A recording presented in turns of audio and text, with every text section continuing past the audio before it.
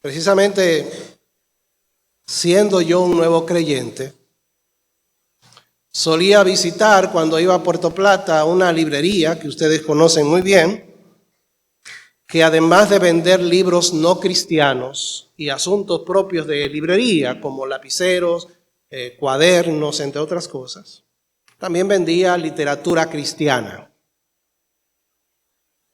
Y yo solía ir y observar en la estantería y observando los títulos de aquellos libros. Miren, mis ojos se enfocaron en uno con un título que atrapó mi atención. El título del libro es Tu iglesia puede crecer. ¿Y qué ustedes creen que hice? Compré el libro. Y para serles sincero, no recuerdo nada del libro, excepto el título de la carátula, de la portada. No recuerdo si la carátula tenía alguna imagen, supongo que sí, pero no recuerdo de verdad. Solamente recuerdo el título. Tu iglesia puede crecer. Y hermanos, lo compré por una sola razón. Ya siendo un nuevo creyente, Dios fue inquietando mi corazón en relación con el crecimiento de esta nuestra amada iglesia. Dios fue poniendo ese deseo en mi corazón. Dios fue inquietando mi mente, mi corazón y moviéndome hacia ese propósito de ver nuestra iglesia crecer. Y desde esos años iniciales en el Evangelio, yo no he cesado de orar. Créame, no he cesado de orar, no he cesado de desear y esforzarme, a veces con muchas flaquezas y debilidades, porque nuestra iglesia crezca. Y yo sé que hay muchos hermanos aquí que no cesan de orar por eso. Y yo sé que hay hermanos aquí que desean que la iglesia siga creciendo. Y hay hermanos aquí que se esfuerzan para que ese propósito sea una realidad constante. Ahora, ese fuego que arde en mis huesos y fuego que el Espíritu Santo ha puesto en mí, y tengo que serle sincero, ese fuego que el Espíritu Santo ha puesto en mí no me deja tranquilo, en el sentido de desear con todo mi ser que la iglesia crezca. Ese fuego que Dios ha metido en mis huesos, hermanos. Yo deseo con todas las fuerzas de mi ser que el Señor lo haga arder en cada uno de ustedes. Y que todos juntos nos apropiemos del lema, mi iglesia puede crecer. O sea que eso no solamente es un deseo, es una gloriosa posibilidad. No porque nosotros podemos, sino porque en Cristo podemos hacerlo y bajo su poder es posible. Así que yo les invito a que leamos en Efesios el capítulo número 4.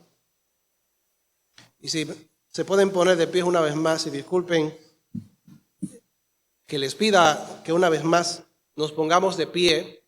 Vamos a ir a Efesios el capítulo número 4, especialmente los versículos 15 al 16. Que es el texto que, siguiendo nuestra serie en Efesios, dirige nuestra mirada, hermanos, para encender esta llama. La llama de anhelar que la iglesia pueda crecer o siga creciendo.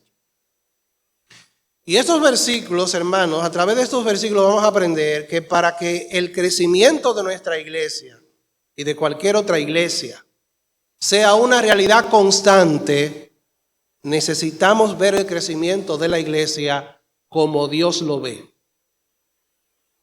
Para que el crecimiento de la iglesia, de nuestra amada iglesia, sea una realidad constante, sea una realidad que no tenga pausa, necesitamos ver el crecimiento de la iglesia como Dios ve ese crecimiento. Dice el capítulo 4, vamos a leer desde el verso número 11 porque ahí es que comienza el pensamiento. Dice el verso número 11 del capítulo 4 de la carta a los Efesios. Y Él mismo, es decir, Jesús, el Cristo que ascendió, a los cielos para llenarlo todo, constituyó o dio a unos apóstoles, a otros profetas, a otros evangelistas, a otros pastores y maestros. ¿Cuál es la finalidad? Dice el verso número 12. A fin de perfeccionar a los santos, es decir, de capacitar, de entrenar a los creyentes para la obra del ministerio, es decir, para el servicio en la iglesia, para el servicio en la obra de Dios, para la edificación del cuerpo de Cristo. ¿Hasta cuándo? Dice el verso 13, hasta que todos lleguemos a la unidad de la fe y del conocimiento del Hijo de Dios, a un varón perfecto, a la medida de la estatura de la plenitud de Cristo. ¿Y para qué? ¿Para qué debemos llegar a esa meta? Dice el verso 14, para que ya no seamos niños fluctuantes, es decir, inconstantes, inestables, llevados por doquiera de todo viento de doctrina, por estratagema, es decir, por estrategias de hombres que para engañar emplean con astucia las artimañas del error. Y aquí viene nuestro texto, sino que siguiendo la verdad en amor, ¿cómo continúa diciendo? Crezcamos en todo, en aquel que es la cabeza, esto es Cristo, de quien todo el cuerpo, bien concertado y unido entre sí, por todas las coyunturas que se ayudan mutuamente, según la actividad propia de cada miembro, recibe su crecimiento para ir edificándose en amor. Muchas gracias, pueden sentarse. Hermanos, a través de este texto podemos repetir una vez más, podemos notar que el crecimiento de nuestra iglesia es una realidad constante, o para que el crecimiento de la iglesia sea una realidad constante, necesitamos ver ese crecimiento como Dios ve ese crecimiento. Y hay una pregunta que se desprende inmediatamente. ¿Cómo debemos ver el crecimiento de la iglesia? Porque podemos tener un enfoque incorrecto de ese crecimiento. Podemos ver el crecimiento de una manera como Dios no la ve. Entonces Dios quiere orientar nuestros pensamientos para que veamos el crecimiento de la iglesia como Él lo ve. ¿Cómo debemos ver el crecimiento de la iglesia? Hay 4 respuestas a esta interrogante en los versículos 15 al 16. En primer lugar, hermanos, este crecimiento es un crecimiento integral. El crecimiento de la iglesia, como Dios lo ve y como Él quiere que nosotros lo veamos, es un crecimiento integral. ¿Qué significa integral? Usted preguntará. Bueno, integral habla de abarcarlo todo, todo abarcador. Que no solamente se enfoque en un solo elemento, en un solo aspecto, sino más bien en los diferentes aspectos del crecimiento de la iglesia. Como podemos ver en el versículo número 15, Pablo dice que siguiendo la verdad en amor, crezcamos en todo, en aquel que es la cabeza, esto es Cristo. Dios ve el crecimiento de la iglesia como una dinámica y un proceso integral. Es un crecimiento, por lo tanto, equilibrado y proporcionado. Imaginémonos un ser humano con una cabeza enorme y un cuerpo pequeñito. O con cualquier otra parte de tu cuerpo exageradamente grande en proporción al tamaño y la proporción de los demás. Imagínate que yo tuviera este brazo que llega hasta allá, hasta aquella pared. Y las demás partes del cuerpo pequeñas. Hay alguna anomalía, ¿verdad que sí? Ustedes van a pensar automáticamente de que eso no es normal. Pues hermanos, el crecimiento de la iglesia debe ser proporcional y debe ser equilibrado. Los que con frecuencia hacen ejercicios aquí, que caminan todas las mañanas, o que van al gym, al gimnasio, deben procurar, y yo sé que lo hacen, que su cuerpo se desarrolle armoniosamente. Pero si solo haces pesas para robustecer los brazos y los molleros, sobre todo los varones, o solo las piernas para desarrollar tus piernas, tu cuerpo va a aparentar muy desigual y poco armonioso. Al estilo Johnny Bravo, el famoso muñequito, ¿verdad? Johnny Bravo tenía un pecho maravilloso, por entonces los glúteos y las piernas eran estrechitos, son estrechitos. Dios quiere, mis amados hermanos, que la iglesia crezca en todos los aspectos, eso es lo que significa. Que tenga un crecimiento, repito, armonioso y proporcionado. Hay iglesias que solo se preocupan por crecer en una sola área. Ponen todo su esfuerzo en crecer en un solo aspecto de su vida como iglesia. Por ejemplo, ponen todo su esfuerzo para crecer en el área evangelística. Todo su esfuerzo, la mayor parte de su tiempo, está enfocada en evangelizar a los perdidos, en celebrar campañas evangelísticas, en ir casa por casa, en regar tratados, pero descuidan las demás áreas. Hay otras congregaciones donde la calidad de la enseñanza es inigualable desde el púlpito y dedican tiempo para preparar a sus miembros, para capacitar a sus jóvenes, para el ministerio de la predicación de la palabra. Eso es bueno. El problema es el desbalance. Hay congregaciones que se dedican solamente a desarrollar grupos pequeños, es decir, grupos de 12 personas como máximo que se reúnen en una casa con el propósito de compartir la palabra de Dios, orar juntos y tener comunión juntos. Todo es enfocado hacia los grupos pequeños. Hay otras iglesias que se dedican y enfatizan las actividades sociales.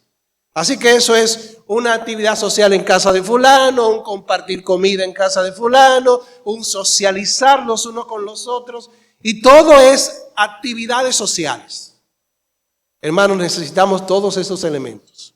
Dios quiere que la iglesia crezca en todo, en todos los aspectos. Ese es el ejemplo que vemos en la iglesia primitiva. El cuadro que nos presenta Lucas en el capítulo número 2 del libro de los Hechos es precisamente una iglesia que crece armoniosamente. Dice Lucas que los que recibieron su palabra, la palabra que Pedro predicó, fueron bautizados y se agregaron y fueron añadidos en aquel día como 3,000 personas. Y dice el verso número 42, y perseveraban en la doctrina de los apóstoles, en la comunión unos con otros, en el partimiento del pan y en las oraciones. Y dice que sobrevino temor a toda persona, y todos los días estaban en el templo y por las casas, y estaban juntos y comían con alegría y sencillez de corazón, alabando a Dios y teniendo favor con todo el pueblo. ¿Cuál fue el resultado de esta dinámica del Espíritu de Dios? Dice, el Señor añadía a su iglesia cada día los que habrían o los que estaban siendo salvados. Era una iglesia que estaba creciendo en todos los aspectos. Porque si solo crecemos en una área y las otras áreas no crecen, ¿sabe lo que puede pasar? Puede darse el caso de que las áreas débiles afecten para mal al área que está fuerte. Si tú tienes un ojo malo, un ojo que no ves o que está perdiendo la capacidad de visión, el ojo bueno se va a forzar para poder mirar. Y el daño del ojo malo pasa al ojo bueno, posiblemente. Entonces hay que fortalecer todas las áreas de la iglesia para que un área que está fuerte no se vea dañada por las áreas que no están fuertes. Y eso se da también en el plano individual, como creyentes. Que debemos crecer como cristianos, pero debemos crecer armoniosamente, proporcionalmente, en todos los aspectos. El verso número 15 nos dice cuál es el medio, es decir, qué es lo que nosotros debemos hacer para crecer en todo. Y nos dice también cuál es la meta de ese crecimiento. ¿Qué es lo que debemos hacer para crecer en todos los aspectos como iglesia? Bueno, lo dice el versículo número 15. Dice, sino que siguiendo la verdad en amor. Así que los dos elementos fundamentales del crecimiento de la iglesia son la verdad y el amor. La verdad se refiere a la verdad del evangelio. Siguiendo el evangelio en amor. Y el evangelio tiene su centro en la persona y la obra de Jesucristo. La iglesia debe seguir la verdad, o debe hablar la verdad, o debe confesar la verdad. De ahí la importancia de la enseñanza autoritativa de la palabra de Dios, de la enseñanza fiel de la palabra de Dios, que lo que el que enseña en la iglesia imparte sea de acuerdo a la verdad de Dios. Como dice Pedro, si alguno habla, hable conforme a las palabras de Dios. Damos gracias a Dios por la iglesia nuestra, porque durante todos los años se ha mantenido en la verdad de Dios. Ahora debemos seguir la verdad en amor. El amor es el motorizador de la iglesia. El amor impulsa la iglesia en la práctica de la verdad. El amor, hermanos, enciende la comunión los unos con los otros. El amor nos ayuda a crecer los unos con los otros y preocuparnos los unos por los otros. La meta, dice el apóstol Pablo en el versículo número 15, dice que crezcamos en todo en aquel que es la cabeza, esto es Cristo. Esa preposición en aquel que es la cabeza, también podría traducirse como hacia. Crezcamos hacia Cristo. En otras palabras, Cristo es la meta del crecimiento de la iglesia, lo cual se corresponde con lo que dice el versículo número 13. Dice el versículo número 13, hasta que todos lleguemos a la unidad de la fe y del conocimiento del Hijo de Dios. Esa unidad de la fe y del conocimiento del Hijo de Dios es tener una unidad en el sentido de creer lo mismo en cuanto a Cristo y conocerlo más en esa unidad de conocimiento.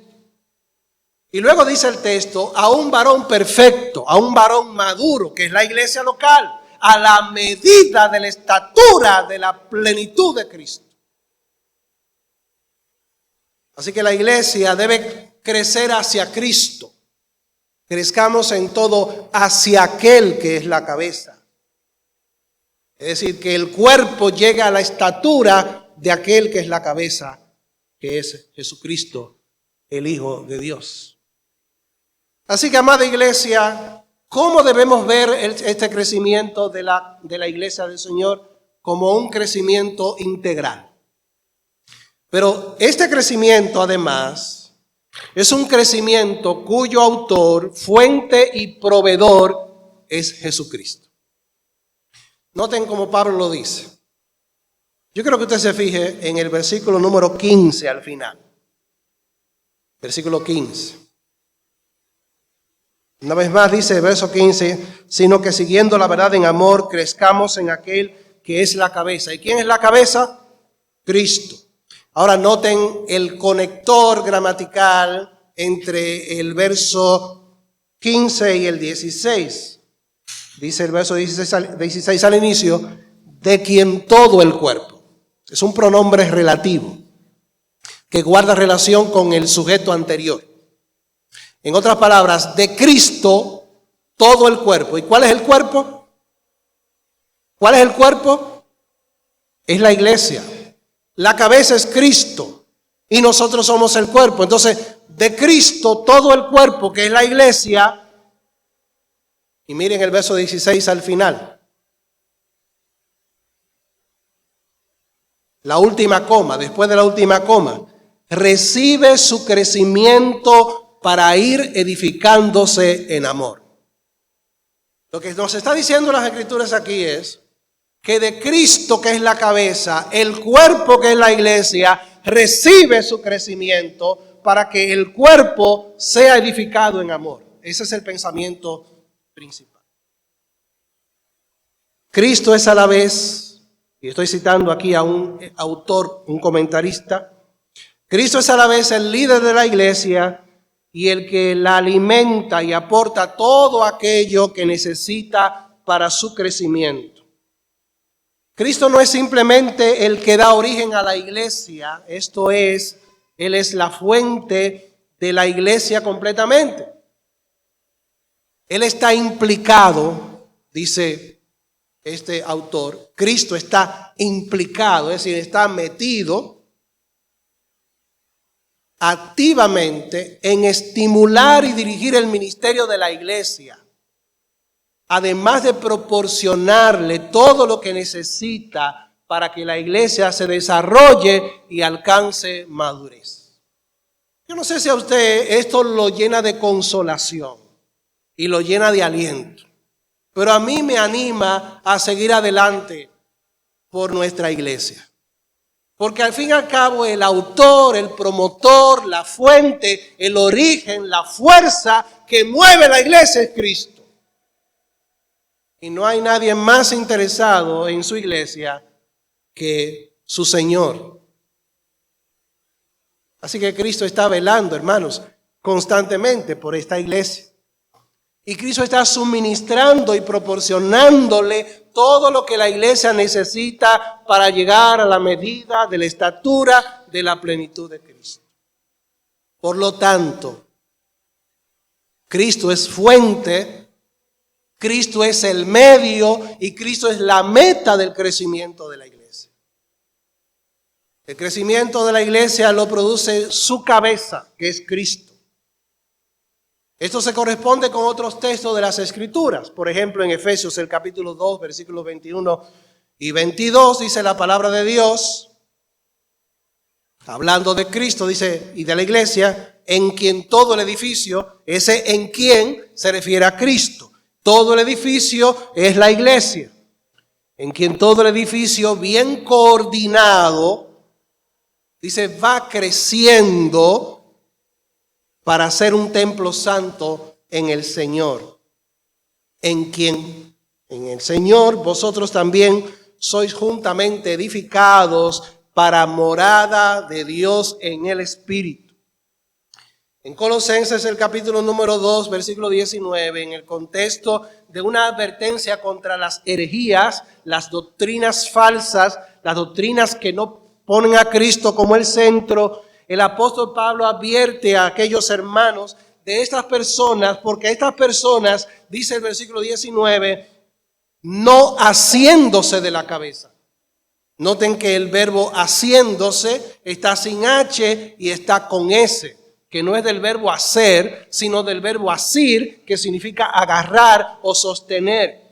Entonces los falsos maestros no se agarran de la cabeza que es Cristo, no se sostienen de la iglesia que es Cristo, están desligados de Cristo y ellos están condenados.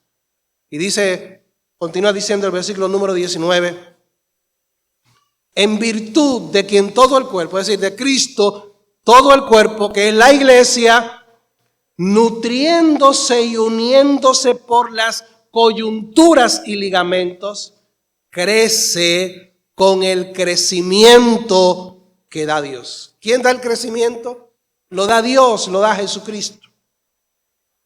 Y Pablo, corrigiendo un falso ideal acerca del ministerio cristiano, en 1 Corintios capítulo 3, versículo número 6, dice, hermanos, yo planté, ustedes son la labranza de Dios, ustedes son la agricultura de Dios, ustedes son el lugar donde Dios siembra. Yo planté la semilla del evangelio, Apolos regó la semilla después que yo me fui con su enseñanza. Pero ¿quién da el crecimiento? Dice, pero el crecimiento lo ha dado Dios. Bueno, si esto es así como en verdad lo es, entonces implica por lo menos dos responsabilidades para la iglesia y para los miembros de la iglesia. Si Dios es el que da el crecimiento, si Cristo es el origen, la fuente y el proveedor del crecimiento, hay dos implicaciones por lo menos. La primera de ellas es que toda la gloria es y será de la cabeza de la iglesia. En caso de que Dios nos esté bendiciendo con un crecimiento evidente, hermanos, la gloria es de la cabeza. Y la cabeza es Cristo. Así que cuando tú tienes el don de evangelista y tienes la oportunidad de predicar a multitudes de personas y muchos vienen al conocimiento de la verdad, no te atribuyas la gloria a ti, atribúyesela a aquel que tiene el poder para que las almas se conviertan. Y si tú tienes el don de pastor o el don de maestro, el don de predicador, no te atribuyas la gloria a ti cuando la iglesia es edificada. La gloria es de Cristo. Y si cantas de una manera maravillosa, como cantan estos hermanos y hermanas, hermanos, procura que la gloria se la lleve el dador de los dones, que es Cristo. Pero hay otra implicación. Hermanos, es imperativo, es decir, es obligatorio, necesario, un deber para la iglesia y cada miembro fortalecer su relación con la cabeza. La cabeza es Cristo. Para que no estemos pensando que es tu propia cabeza. Es imperativo que cada uno de nosotros, hermanos, como iglesia, y como creyentes, fortalezcamos nuestra relación con aquel que es la cabeza, que es Jesucristo.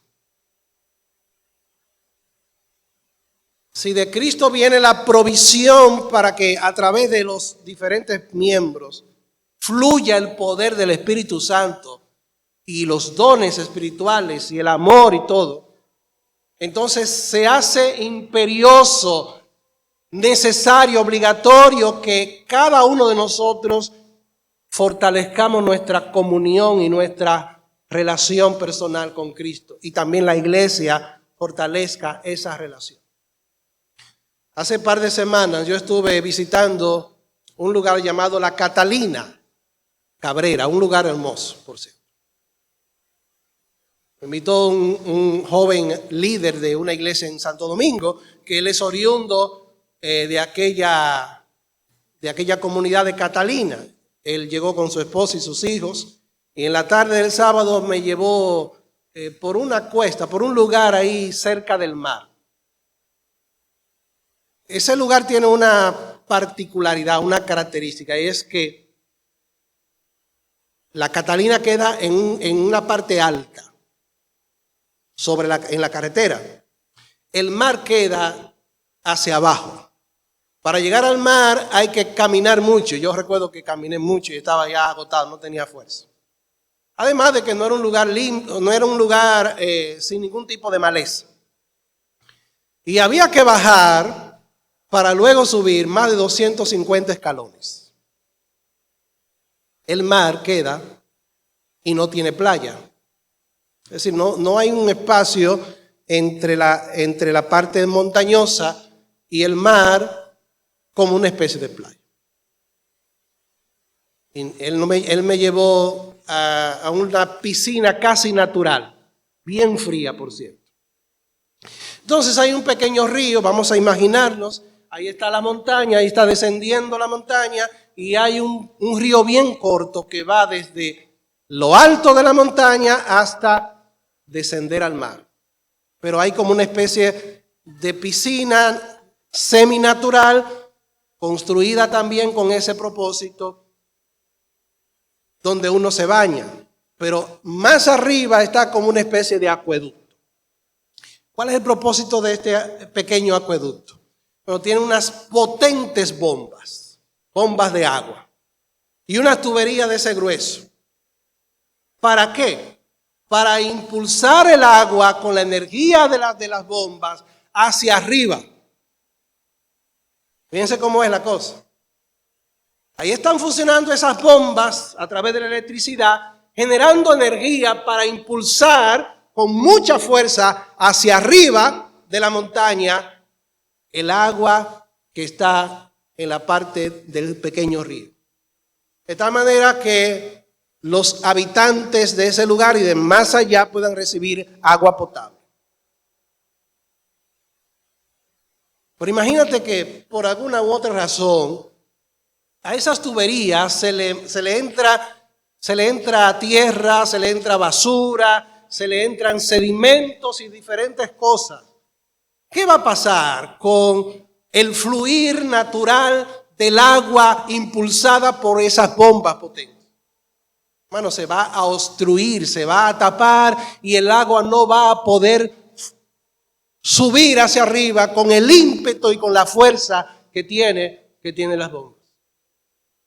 Eso es, tomando de ilustración, lo mismo que ocurre cuando nuestra vida espiritual se ve afectada por el pecado y entonces entre la cabeza que es Cristo, que es la fuente del agua de la que proviene la provisión para la vida cristiana, y la bomba del Espíritu Santo que genera la fuerza que impulsa el agua, hermanos, el pecado obstruye o tapa esas tuberías para impedir que esa agua pueda fluir con libertad. Nosotros somos, hermanos, canales de distribución de la obra del Espíritu de Dios.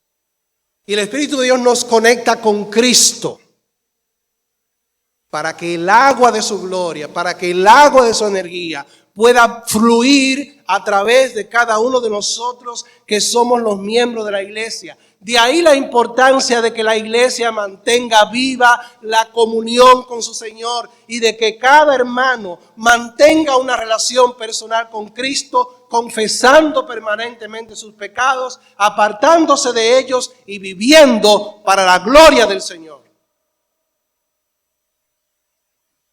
En tercer lugar, Dios quiere que veamos el crecimiento de la iglesia así.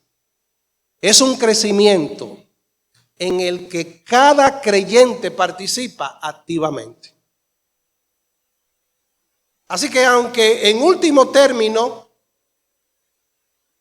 el que da el crecimiento es Dios, es Cristo, pero cada creyente, es decir, usted y yo, participamos por la gracia de Dios o debemos participar de manera activa. Pablo lo presenta como una realidad, no como un mandamiento.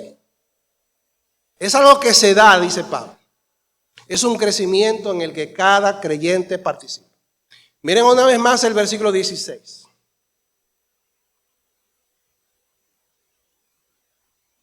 Dice de que en todo el cuerpo de Cristo, el cuerpo que es la iglesia, bien concertado, es decir, juntado, armoniosamente encajado y unido entre sí por todas las coyunturas que se ayudan mutuamente según la actividad propia de cada miembro, el cuerpo recibe su crecimiento para ir edificándose en amor. Así que de Cristo el cuerpo recibe el crecimiento, pero Cristo obra, opera y actúa a través de cada uno de nosotros. Y cito una vez más a un autor. Dice este autor: la iglesia no solo crece en semejanza a Cristo, sino que extrae su habilidad para hacerlo del mismo Cristo ascendido y resucitado. No obstante, la iglesia no es un receptor pasivo de la obra de Dios. Es decir, la iglesia no recibe pasivamente la obra de Dios. Todo el cuerpo participa activamente en posibilitar su propio crecimiento. El resultado final, sigue diciendo este autor, es una imagen de los miembros individuales, es decir, cada uno de nosotros, de los miembros individuales del cuerpo, recibiendo sustento de Cristo. Así que, mi hermano, Cristo te sustenta a ti, sostiene a cada miembro de la iglesia. Y este sustento significa que Cristo te suministra, nos suministra su poder, su gracia, su energía para poder crecer, para estar activos en la obra del Señor. Ellos a su vez sirven a las demás partes del cuerpo con la fuerza y la gracia que han recibido de Cristo. Esto expresa la idea de que la comunidad corporativa de creyentes crece y madura a través de la participación activa de cada miembro individual. Óigalo bien. La iglesia, la comunidad de creyentes crece y madura a través de la participación activa de cada creyente individual. Por tanto, la idea es que el cuerpo está compuesto de varios miembros que están íntimamente unidos entre sí. Cada uno de estos miembros individuales se convierte en una fuente de suministro del bienestar para los demás miembros con los que está en contacto. Yo sé que aquí hay mucha gente que recibió, cuando estaba estudiando en la escuela, la materia de física. Algunos lo tienen fresco en la memoria, yo no recuerdo casi nada. Pero un científico hizo un experimento con lo que se llaman los vasos comunicantes. Vasos comunicantes. Es decir, un recipiente que tiene una abertura y una tubería que comunica ese recipiente con el otro, y con el otro, y con el otro, y con el otro. Por eso se llama vasos comunicantes. Entonces, si usted, por ejemplo, echa en uno de esos vasos comunicantes agua, líquido, agua, ¿qué va a suceder? Que ese líquido, a través de la interconexión de la tubería pequeña que une al otro o con el otro, ese líquido se va a transportar a todos los demás recipientes, a todos los demás vasos. ¿Y saben cuál va a ser el nivel del agua en todos los vasos? El mismo nivel. Así que al que usted le echó agua, no va a tener más agua que al otro vaso, que el otro vaso. Y el otro vaso, el tercero, no va a tener menos agua que el primero y que el segundo. Todos van a tener el mismo nivel de agua, de líquido. Esto se llama vasos comunicantes. Un mismo líquido o líquidos de igual densidad se elevan en los vasos comunicantes a la misma altura. Bueno, la iglesia, aunque usted no lo vea, hermanos, y aunque usted no lo crea, la iglesia es como vasos comunicantes. Cada miembro de la iglesia es un vaso comunicante. Y el nivel de líquido de ese vaso comunicante va a fluir hacia el otro vaso, y así cada vaso va a tener el mismo nivel de líquido. En el sentido espiritual, si un hermano de la iglesia vive en pecado, en desobediencia, esto de una u otra manera tiene y va a afectar a la totalidad. Así que no nos hagamos los chivos locos. Mi pecado puede afectar sensiblemente la dinámica espiritual de toda la iglesia. De igual manera, mi vida de obediencia, mi vida de santidad, mi vida de empeño para agradar a Dios, mi servicio, mi comunión con el Señor, mi amor por los santos, todo eso, hermanos, se va a comunicar a través de la obra del Espíritu Santo, moviéndose con poder en cada uno de esos vasos, comunicando la gracia, hermanos, que nos hace crecer en Cristo Jesús. Así que no creas que tu vida no va a afectar, para bien o para mal, la vida de esta iglesia. Y no creas que porque no te ven los demás, lo que haces no va a bendecir la vida de la totalidad del cuerpo. Somos vasos comunicantes. Y de acuerdo a estos versículos, o el versículo número 16, permítame hacer 4 aplicaciones en relación con esto de que la iglesia participa, los miembros de la iglesia participan activamente en la vida de su propio crecimiento. Hermanos, primeramente, no hay exclusión. No hay exclusión. En otras palabras, en el diseño de Dios para la iglesia, Él no saca a nadie que forme parte de la verdadera iglesia de Cristo. No lo excluye, sino que lo incluye dentro de ese cuerpo espiritual para que sea de bendición, un canal de bendición para los demás. Así que en la iglesia todos somos ministros, todos somos ovejas, incluyendo a los líderes. Todos somos miembros del mismo cuerpo. Hermanos, todos somos del mismo equipo. Todos somos abejas, no zánganos. Todos somos actores, hermanos, en este drama de la redención. No somos espectadores que estamos sentados en una silla contemplando lo que los demás hacen. No, mi hermano, somos actores en la obra de Dios. Aquí y dentro, aquí y fuera de aquí. No hay exclusión. Todos somos leña de una misma fogata. Mi hermano, y Dios quiere que como leña que te ha colocado en esta iglesia, tú ardas en el poder del Espíritu Santo, tu corazón se inflame con la gloria de Dios, tu alma, hermano, se incendie con el Espíritu de Dios para encender a otras leñas y mantener la llama ardiendo. Estar alejados de la iglesia como una leña que se apaga, que se extingue por no sostener una comunión viva con Cristo y con su cuerpo. Todos servimos con la energía que Dios provee. La obra de Dios no se puede hacer en la carne. Noten cómo dice el pasaje, verso 16. De que en todo el cuerpo, bien concertado y unido entre sí por las coyunturas que se ayudan mutuamente según la actividad propia de cada miembro. Y la palabra actividad ahí es una traducción de la palabra energía. Energía. Según la energía propia de cada parte. Pero no es la energía tuya ni la energía mía, hermanos. Es la energía de Dios a través de nosotros.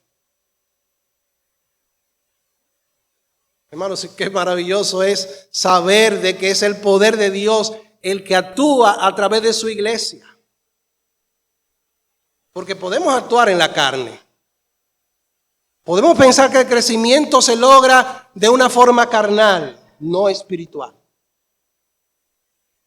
Todos ministramos a los demás gracias a los dones que Dios ha repartido a cada uno. Tú tienes dones espirituales, mi querido hermano y hermana. Es decir, una habilidad que cuando Dios te salvó, te dio para que lo pongas al servicio de la iglesia. Y no tiene que ser necesariamente cosas que se ven a la vista nuestra, pero Dios las ve. Antes de comenzar el culto, una hermana me contaba de la oportunidad de irse a pasar varios días donde otra hermana que está pasando un momento difícil para ayudarla en sus oficios y estar con ella y acompañarla allí. Hermanos, eso es la obra de Dios. Y qué bendición es ver a nuestro hermano Osvaldo aquí con nosotros por un mes. Porque Osvaldo ha motorizado algunas cosas. Y se ha movido para hacer lo que muchas veces los demás líderes, por causa del tiempo, no podemos hacer. Juntamente con Blanco, con nuestro hermano Chino, nuestro hermano Arnaud y otros más, que ven las necesidades materiales de su pueblo y las necesidades espirituales y van y los visitan. Hermano, gloria a Dios por estos hermanos y por muchos más que hacen la obra de Dios sin buscar reconocimiento ni notoriedad. Todos ministramos a los demás gracias a los dones que Dios ha repartido a cada uno.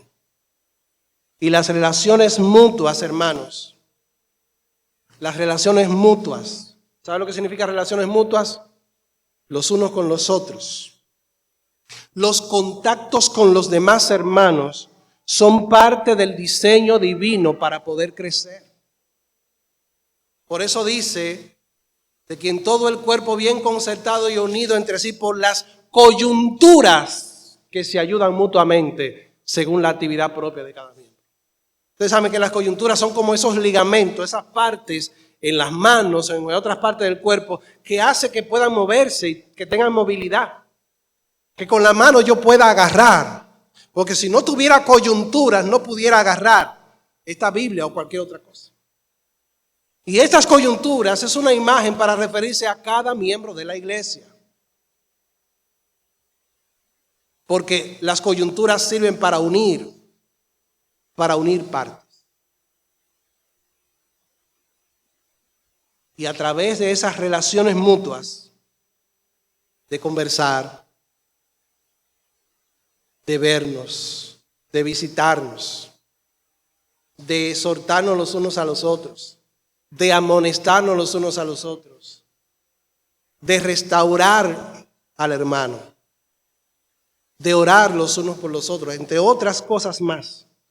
Hermanos, a través de eso la gracia de Dios fluye en medio nuestro. Finalmente, es un crecimiento cuya meta es el amor. Fíjense cómo termina el texto. De que en todo el cuerpo bien concertado y unido entre sí por las coyunturas que se ayudan mutuamente según la actividad propia de cada miembro, el cuerpo recibe su crecimiento para ir edificándose en amor. El pasaje, es decir, la sesión que habla acerca de la unidad del crecimiento de la iglesia, capítulo 4, del 1 al 16, termina como comenzó, con el amor. Miren cómo dice el versículo número 2 del capítulo 4. Luego de haber dicho, os exhorto a que andéis como es digno de la vocación con que fuisteis llamados. Sigue diciendo, con toda humildad y mansedumbre, soportándoos con paciencia los unos a los otros en amor. Y al final del pasaje, de la sesión, termina con el amor. La iglesia recibe su crecimiento para ir edificándose en amor. El amor es el medio y la meta de la unidad y del crecimiento de la iglesia de Cristo. Como alguien también dice, el amor es el ambiente más propicio para que se produzca el crecimiento, pero también es el objetivo de la madurez cristiana. Un autor llamado Lincoln observa correctamente que el amor es el criterio último para evaluar el crecimiento de la iglesia. Siempre, hermanos, es importante reconocer que el amor es una virtud social y que no se puede ver o manifestar viviendo aislados de los demás creyentes. Dios diseñó la iglesia para que los creyentes vivieran juntos como una familia en comunidad. Así que tenemos la oportunidad, en la mayoría solamente se congregan una sola vez a la semana, y esa oportunidad debería convertirse en el lugar preferido, hermanos, para compartir y para amarnos los unos para con los otros, para animarnos, para saludarnos en amor, para exhortarnos, para orar por los demás. Lamentablemente, muchos llegamos tarde y nos queremos ir temprano. Y otros solamente quieren participar de una parte del culto. Lamentablemente, de esa manera, mi querido creyente, déjame decirte, no vas a crecer. En conclusión, lo más importante para el crecimiento de la iglesia, de esta iglesia, Templo Bíblico Villa Montellano, de cualquier iglesia, son las relaciones correctas, pero agarrándonos firmemente de la verdad del Evangelio. Así que lo más importante no son las actividades de una iglesia. ¿Y fue lo que tú dijiste, Carlos José? Sí, como lo oyes. Porque hay creyentes y hay iglesias que piensan que mientras más actividades en la semana tengan, es una evidencia de que están creciendo.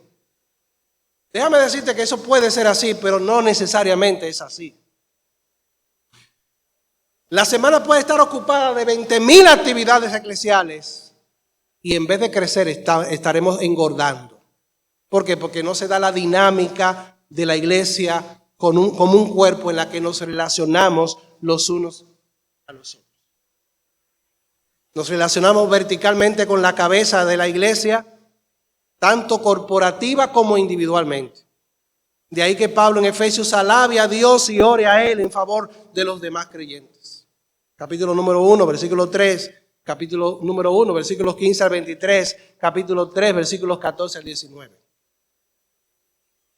Una iglesia crece cuando cada uno de nosotros estamos en comunión con nuestra cabeza, que es Cristo. Y si esa comunión se pierde, mi hermano, ahí se cortó la energía y el poder para poder vivir de acuerdo a la voluntad de Dios. Eso hace necesario que estemos constantemente confesando nuestros pecados, apartándonos de ellos, implorándole a Dios la misericordia y la gracia que nos ayude a pararnos, a restaurarnos. Y hermanos, hay abundante gracia en Cristo para levantarnos de donde estamos en este momento. No lo digo para desanimarles, lo digo para animarlos en el amor de nuestro Señor y Salvador Jesucristo. Nos relacionamos horizontalmente con nuestros hermanos y hermanas. De ahí la importancia de la unidad en la iglesia, la conciencia de que somos un cuerpo. Y por último, mi querida iglesia, usted y yo debemos orar fervientemente al Señor. Y trabajar con tesón. ¿Saben lo que significa con tesón? Con empeño, con sacrificio, con dolor, con lágrimas, con esfuerzo consciente. Para que esta iglesia crezca o siga creciendo como Dios quiere. Y crezca, estimados creyentes, no solo en el presente, sino también para que se coloquen los cimientos, la base, el fundamento para el crecimiento futuro de la iglesia. Porque usted y yo vamos a morir si el Señor no ha venido. ¿Y a quién le vamos a dejar la iglesia? ¿Y cómo vamos a dejar la iglesia? Es por eso que los padres, las madres, los abuelos, las abuelas deben preocuparse para que sus hijos, para que sus nietos se conviertan a edad temprana, ganarlos para el Señor a través de la predicación del Evangelio y de un ejemplo en oración. Y deben inculcarle a sus hijos, hermanos, el temor reverente a Dios y el amor por esta iglesia local. Si eso no se da, no vamos a tener una iglesia fuerte en lo porvenir. Tenemos que construir el futuro ahora. El futuro, hermanos, es ahora. Yo les invito a que con todo empeño lo hagamos así para la gloria de Dios. Pónganse de pie, vamos a terminar con palabras de oración.